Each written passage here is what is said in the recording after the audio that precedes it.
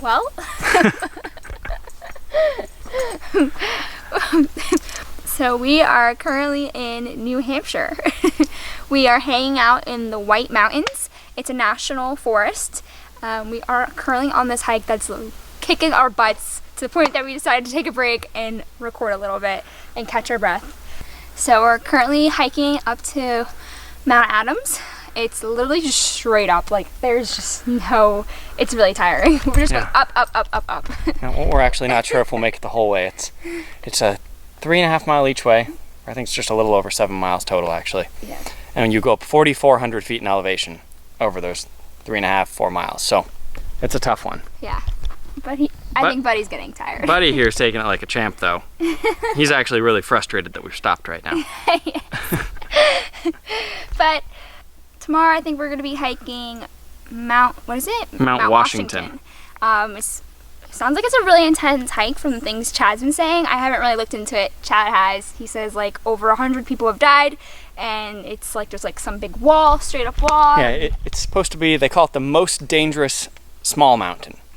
So I guess because it's only 6,300 feet tall, it's considered small, but it's the most dangerous small mountain hike, and 137 people have died there, and the weather at the top is supposed to be like 40 degrees cooler on average. There's over 100 days a year that the winds are over 75 miles an hour there, so it's supposed to be a cool hike.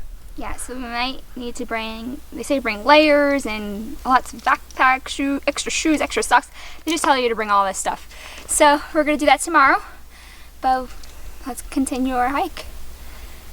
I'm a little rested. Yeah, I feel good now. I'm ready. All right. Ready to keep going. Let's keep going.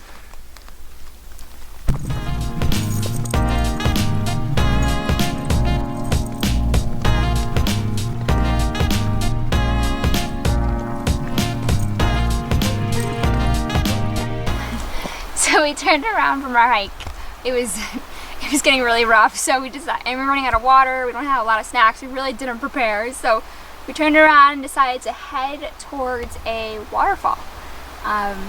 So that is where we're headed now. Buddy's already ready to go, and we hear the water in the distance, so I think we're getting close.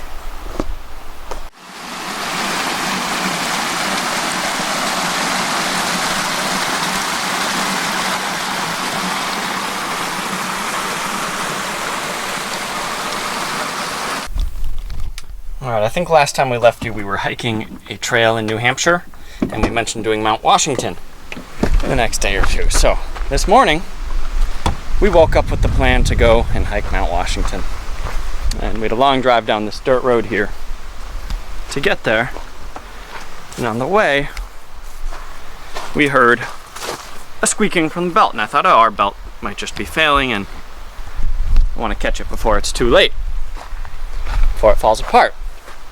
So we stopped to look, and oh, there's Ashley. Hey. And when we stopped, there was coolant coming all out underneath. So I opened it up to see what it was. I think I might have figured it out. What do you think it is? But I think it's this hose. I'm like 99%. So what happened? That's what I'm trying to figure out. I think I figured out it's this hose here, and I think the fan, if you could see that, I think that fan hit that hose. I don't know why they would be so close. That doesn't make much sense to me, but it looks like that fan was hitting the hose and busted a hole in it. I'm about to take it off to see if that's the problem. You want to hold the camera, Ashley? Yeah. Buddy. So we're almost there, and I can feel a notch in it, so I know that's got to be the problem. So you need one of those hoses? Yeah, which is good news, because that's an easy fix. So, you confirming the hole there? Yep. So that's the hole. For some reason, confirming this hole. For some reason, this hose was touching the fan, which doesn't make any sense because neither of those parts should move or were loose. But it was rubbing, and I think over time just created a hole. Got into it. So we don't have bicycles, but we still had this bicycle tube repair kit.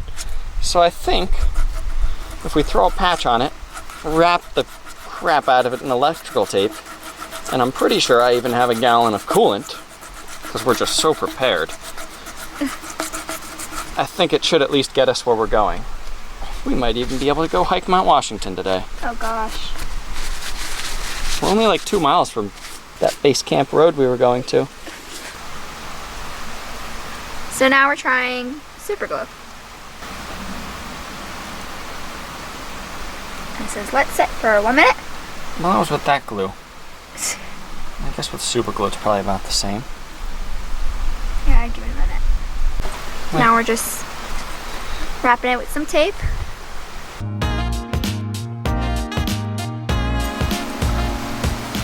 So we put everything back together. We pretty much rigged it up, taped it, hoped for their best. We made it to Mount Washington. We really want to get the RV fixed and we're pretty stressed out about it, but it's so far away that if we go now, we're not going to come back to Mount Washington. So I think we're going to stop here and do the hike and stress about the RV later. So let's go on our hike and enjoy ourselves. All right, it's 2 o'clock and we're officially started on this hike. It's 10 miles round trip. We got about 5.5 hours till dark. So the RV slowed us down and we got a later start than we had planned and we wanted. But I think as long as we keep a good pace here, we might be able to handle this. We're carrying a bunch of gear. As you can see, Ashley and I both have backpacks on. Usually we just bring one for the two of us. But on this hike, we've got to bring extra clothes. I'm actually wearing pants also, which is unusual for a hike. Because we looked up the weather at the summit of Mount Washington. And at the summit right now, whew, we're going fast, so I'm breathing heavy here. At the summit, there are 40-mile-an-hour winds, steady, 60-mile-an-hour gusts. It's 40 degrees, and the wind chill is 26 degrees. So we needed to gear up for this one. Whew, I think this is why they call it one of the most difficult hikes.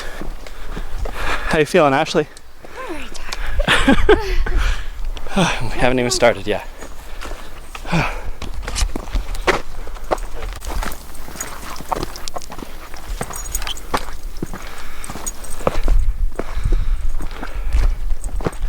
So we've just made it up to what they call the alpine zone. It's where you're so high in elevation that the trees don't grow taller than, I think 8 feet is the cutoff, so we're a little past it here. That's as tall as they are. 3-4 feet tall. We just broke out into the views.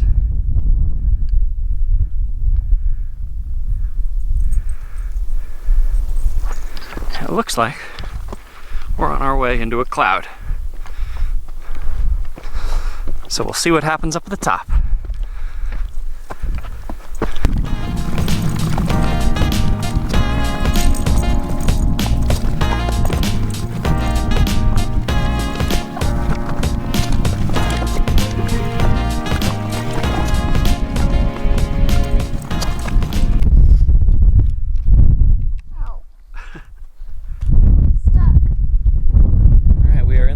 Now. Stop for a quick snack break.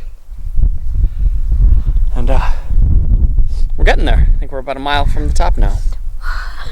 You good? How you feel? Well, it's getting cold. I have my gloves on now. Oh yeah, it is freezing up here. Our nose. It's windy. It's frozen. Definitely different up here than down on the bottom. Yeah, the visibility isn't great. We got maybe 100 feet we can see. But let's continue our way up.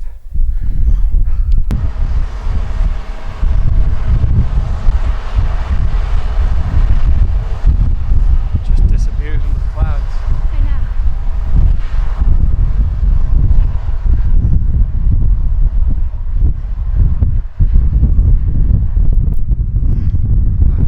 Well, it's pretty windy up here.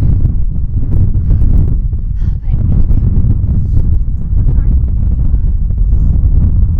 Push a little farther. I guess there's a train that runs up and down for those who don't want to hike it.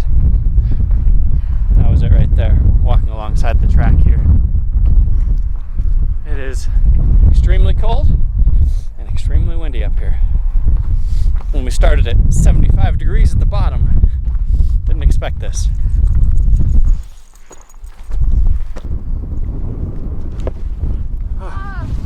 So we came, how you doing? I'm so cold. We came just shy of the summit. We made it to about 6,100 feet. The summit was at just about 6,300, so 200 feet shy. But we told ourselves we had to turn around at 5 to have any chance of getting back before dark. So, 5 o'clock, turned around. We're going to see if we can find our way down this mountain. It is freezing up here. How you doing, Ashley? I'm losing it. The only one doing really well up here is Buddy. He's just running circles around everyone. He thinks this is a game. How are you not tired? You psycho. Oh, he's got all the energy in the world. Go, Buddy, go!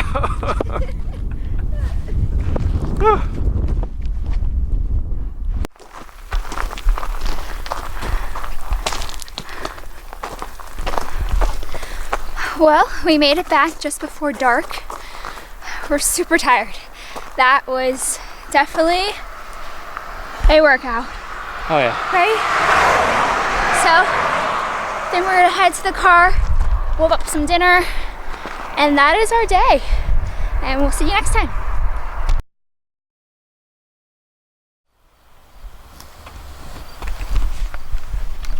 We are sitting here at a little park called Sculptured Rocks in New Hampshire. I think it's also known as the Little Grand Canyon of New Hampshire. Figured I'd give you an update on our engine. It is all patched up. Take a look under the hood here. If I could open it.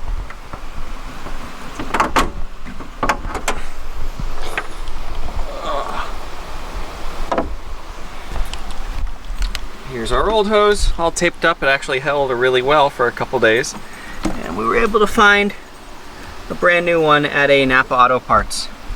Just about probably an hour and a half away from where we broke down. And I don't think you could see, but I don't know what it was about that hose, but this hose, let's see if you could see the fan blade. See that fan blade moving next to the hose? There's a lot more clearance between the hose and the fan now, so I'm not sure what was up, if this one warped a little bit over time, but for some reason it started rubbing, burst a hole, and started leaking coolant. Let's see if I can get this with my head here. Yeah. So that's that.